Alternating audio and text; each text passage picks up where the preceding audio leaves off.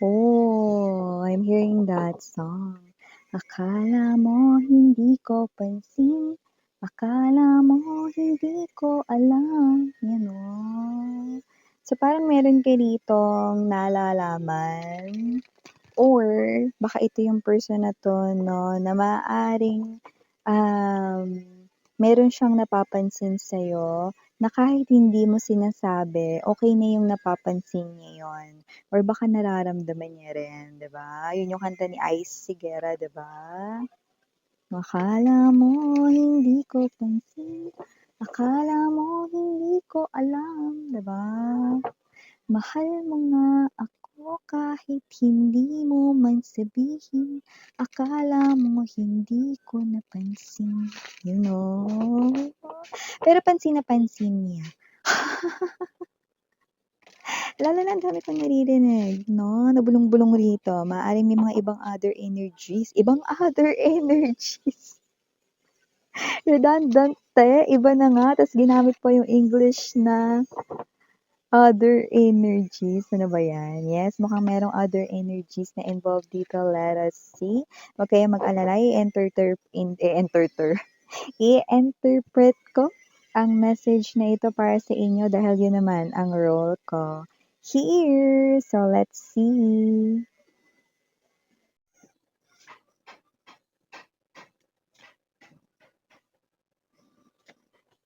There's something about festivities and it looks like ito yung kakatapos lang, so it could be Christmas. There's something here that about that Christmas. Okay, let's see. Okay.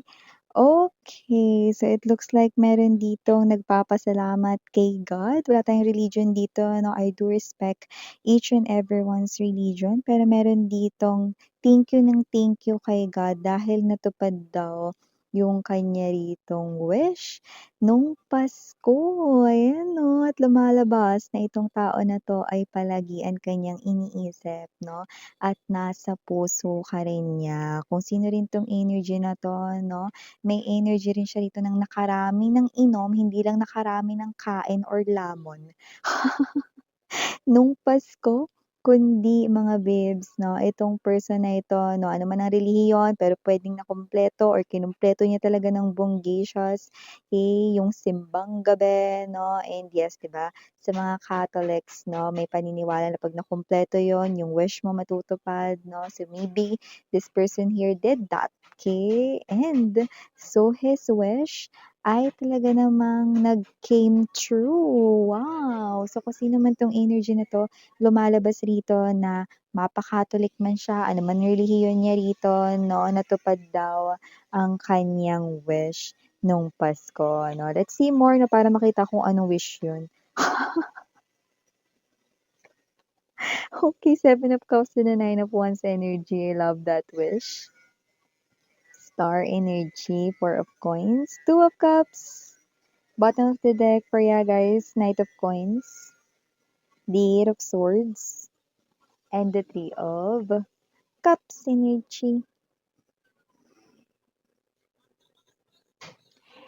So, kung sino man 'to natupad daw ang kanyang wish nung Pasko, ano man itong energy na kumo-connect sa inyo, iniisip ka nito at walang duda, mahal na mahal ka nito 'no. Pero maaaring hindi kayo nag-uusap like literally no contact situation and this person here cannot get through you, but this person here is very thankful dahil dininig na daw ni Lord or ni God ang kanyang wish nitong Pasko. Yeah, ang tinutukoy niya ay itong Pasko, Pasko 2025 'no. So may wish siya rito 'no, either kay Santa niya yan winish, kay universe, kay God 'no. It doesn't matter 'no, basta natupad 'no. Thank you na agad daw kay Lord, yan 'no, or kay God para dun sa wish na natupad daw. Maya-maya babanggitin ko, batiin muna natin ang lahat. By the way, kung may naririnig kayong ingay in my background 'no, I do apologize for that. Alam niyo naman malapit ako sa bintana. It's out of my control, so just take only what resonates mga mahal. Okay, feel free ha, na i-switch yung roles natin dito kasi general reading ito and wala tayong gender, okay? Babae, lalaki, LGBT, lahat ay welcome. Hi sa ating mga new subscribers. My name is Yan. Welcome, welcome, welcome po. At yun nga sa ating mga returning instant buyers, thank you sa inyong walang sawang love and support para sa akin. At kung hindi pa knows mga mahal, meron pa po tayong main channel ng The High Priestess. Link niyan down below sa ating description box. So if interested, just click that link para mapunta kayo doon. And araw-araw ay nagka-upload tayo ng collective readings for all signs there. Lumunok lang mga mahal. So yes, timeless tayo dito na pero nakikita natin dito that this person here is someone very thankful dahil natupad daw ang kanyang wish nito lamang Pasko at ang wish niya walang iba kundi ang dalawa yung nakuha natin dito. Okay? Feel free na ilagay yung situations ninyo kung saan kayo scenarios tingin yung nag-fall, no? One, na nakikita kong reason kung bakit or ano yung wish doon niya na natupad. Dahil one, I'm seeing that other energies ang involved dito. So, pwedeng nalaman niya, no, na ikaw dito, nalaman niya sa kanya makakilala, no, or kakilala ninyo both na ikaw ay single pa din. Yan, no? Lulululululu. Or, second scenario right in here, nalaman niya rin sa mga kakilala ninyo both, okay, sa social media man ito, no, or in person, okay, nalaman niya rin dito sa mga ito, no, kung dito kayo sa second scenario nagpo-fall, nalaman niya na may feelings pa kayo sa kanya. Ayan, oh. Naku, kung meron kayong pinagsabihan ng isang person na ibig sabihin ikinanta niya kayo rito. Kasi yung iba rito nakuha rito sa ano, bribe. Sinuhulan ng merienda, no? Kaya kumanta. Ayan, oh. Ay, naku, kilala ko yan, miss yan. Baka sinabi ni ano kasi sinabi ko sa kanyang may feelings pa ako sa ex ko kahit nag-visit ako doon. Yes, ang energy ng mga na-pick up ko na may feelings pa for their ex ay may energy rin ng pagkabuisit doon sa inyong person, no? Pero love mo pa din siya. Ayan, no? May ikinanta kayo rito, no? May kumanta dito, no? Sa ngalan ng milk tea. Yung iba sa ngalan ng milk tea, yung iba sa ngalan rito, no? Ng iced coffee, mapa Starbucks man yan or ano man, no? Yung iba kumanta dahil sa donut. Yan, no? Siguro Jayco yung donut o kaya Krispy Kreme. Hindi po ko endorsers na mga mahal, pero meron ditong energy na alin man dun sa dalawang senaryo kayo nagfo-fall, may mga taong involved dito kung saan nalaman niya yung mga bagay na yon. At yun yung mga tao na posibleng one, baka isa lang yung napag-alaman niya nun pero kilala niya na yung tao na yun ay legit at hindi nagsisinungaling. Or two, puwedeng higit sa isa yung nagsabi ng information na yun at pare-pareho sila ng sinabi. Yun.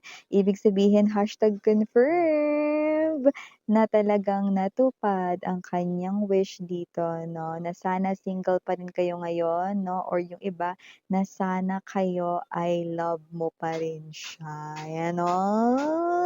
So, whatever the case may be, yun ang nagpapasaya sa kanya, balik na ulit siya rito with this Page of Wands energy sa kanyang confidence, no, medyo na-boost, nadagdagan, at nakakapag-focus na rin siya ngayon sa mga gawain niya, gawaing bahay man yan or gawain sa kanyang trabaho, work, or small negosyo. That's what I'm picking up. Maaring may negosyo itong small or baka naman may work tas may part-time din. So, kung sino rin 'tong energy na ito, no, nalaman or napag-alaman rin niya that with this Seven of Cups energy, baka may mga manliligaw ka or baka may nanliligaw sa yung iba pero happy na siya kasi hindi mo pa sinasagot yun. Yan, no? So, with the Nine of Wands energy, ang effort niya dito ay nakikita kong tumataas ang level. So, nakikita ko na may confidence na siya plus yung efforts dito ay madadagdagan. So, nakikita rin natin dito na itong person na 'to 'no, is someone who's giving me the vibe na mas ginaganahan siya ritong i-pursue kayo 'no. Pero maganda sa energy niya kung sino man 'to ha. No contact or separated kayo nito or, matagal na kayo nag-break ganyan 'no, hiwalay na kayo gano'n 'no. Pero with the Hierophant energy nakita ko na nag-mature ang kanya ritong tingin, hindi lamang sa love kundi pati sa life. So nakita natin dito that this person here is someone 'no, who went silent, oo. Hindi ka niya rito kinontak, wala ring tawag, walang niho 'no. At kung sino man 'tong energy na 'to, eto siya 'no. Nagulat ka 'no dahil yun ang wish niya nung Pasko or nitong Kapaskuhang 2025 'no. Pero tingnan mo naman 'yan, laking tuwa nitong person mo sa kanya ritong napag-alaman 'no, wish granted na agad. Alam mo kung ba't yung iba, eh lumabas dito 'no, na high chance kasi mapa scenario 1, mapa scenario 2, may mga ibang taong involved kasi high chance may block dito sa social media. Puwedeng blinak niyo siya, blinak ka niya dati 'no or what, may gano'ng nangyari 'no. So whatever the case may be, I do see wala siyang balita online sa'yo, okey? Kaya nakita ko rito yung scenario 1, scenario 2, more likely ito ay word of mouth, okey, galing sa mga tao na legit 'no, yung mga source na mga legit. So nakita natin that with the star card energy 'no, ang pangarap niya ay natupad. Ang taray 'no, yung pangarap niya ito 'no, yung pangarap niya yung malamang single ka. Pero mas malaki yung tuwa ng mga, energies na nalaman nila na ikaw ay love pa rin sila 'no, pero may problema nga dahil buwisit ka pa rin sa kanila, yun lang. Pero alin man sa scenario, Two of Cups energy, this person's reflection of feelings, hearts, lahat-lahat na, emotions, 'no, grabehan. With the mirror right at the center, ibig sabihin, this person here is someone na nire-reflect niya sa'kin dito, pinapakita niya sa'kin dito, 'no, na ikaw at ikaw pa rin ang kanyang minamahal. So with the Knight of Pentacles energy, Eight of Wands right in here, and the Three of Cups, I do see that this person here has this lots of sincerity at maliban sa efforts na gagawin niya rito, no, nakikita ko rin dito that this person here is someone, okay, na magpapatulong din dito sa kanyang mga kaibigan or mga people, no, na connected pa rin sa inyo both, no, para magkaroon rito ng access sa'yo. Ayan, no, ang taray may access. Kasi nga buisit kayo sa kanya, 'di ba? Ayan 'no. Yung iba naman dito, "Miss yan, o ano naman ngayon kung nalaman niya na single ako?" Dun ako nagpo-fall sa single, pero nalaman niya lang na single ako, hindi niya naman nalaman kung may feelings ako sa kanya 'no. Alam mo mahal, kahit hindi niya nalaman na may, na kung meron ka bang love life 'no, basta nalaman niya lang single ka, ikinatuwa niya pa rin yun ng very, very big, 'yan 'no. Bakit? Kasi with this Three of Cups energy, isa itong klase ng bagay na kailangan i-celebrate lalo na sa sitwasyon niya ngayon. Yang mga small details na yan na akala mo small details lang para sa kanya, it's something big deal.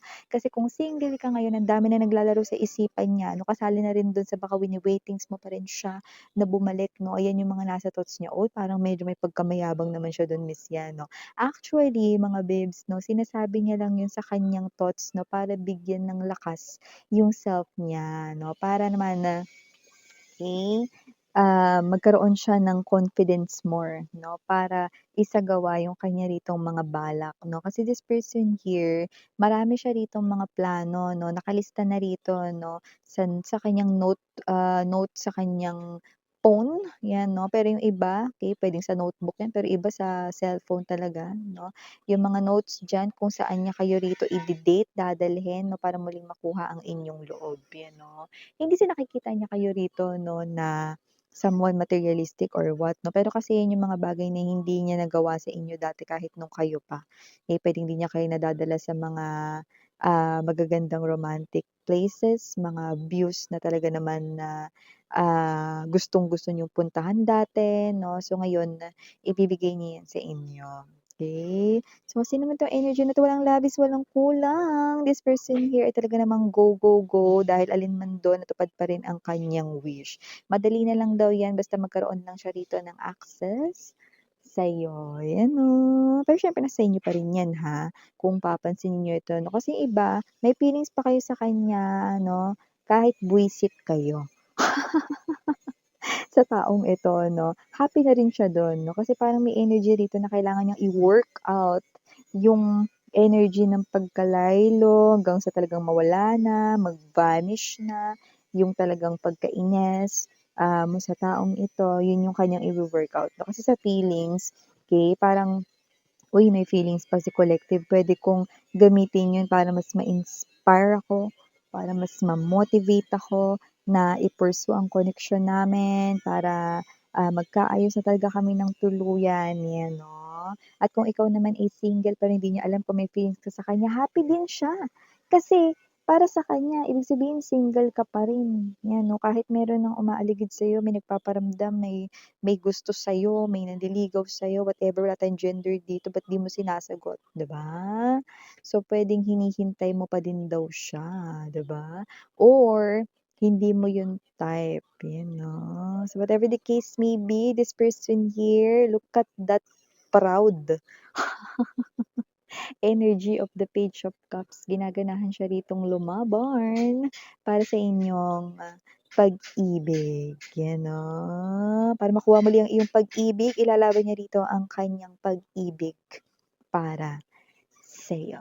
So, yung mga babes, so siyempre nasa sa'yo kung pagbibigyan mo siya rito. Pero yun nga, gusto kong malaman mo na laking tuwa niya raw dito dahil natupad na ang kanyang wish, you know. Real quick na natupad ang kanyang wish. So, yeah, for the initials right in here, unang-una na dyan at capital letter din, letter T, capital letter din dito ang K. We also have here another capital letter C, and for the rest of the letters, kahit hindi capital, we have A, G, U, S, M, Y, and last but not the least, we've got the letter Peace. So yeah, these are all the messages I've got right here for ya, honey. Again, I'm Juliana Ani. Sana ngayon love and light. Annyeong.